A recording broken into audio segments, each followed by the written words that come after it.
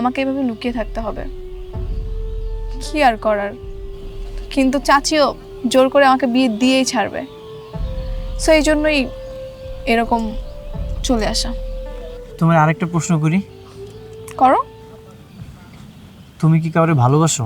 মানে তোমার কি কোনো পছন্দের মানুষ আছে? কি ব্যাপার, হাসতেছো কেন? তো হাসবো না, তুমি তো বোকা কেন?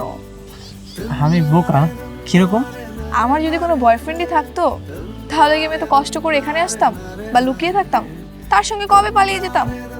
ও তাই তো, তার মানে তো তোমার কোনো ভালোবাসার মানুষ নেই। নেই, তবে তবে কি? না কিছু না, চলো সামনে যাই। চলো। টিভিটা আয়া ভালোই হয়েছে না রে? হ্যাঁ চাচি, এখন থেকে তুমি আর আমি সবসময় টিভি দেখবো, আর ওই মাইয়ার এই টিভির ধারের কাছেও আইতে দেবো না। Breaking news,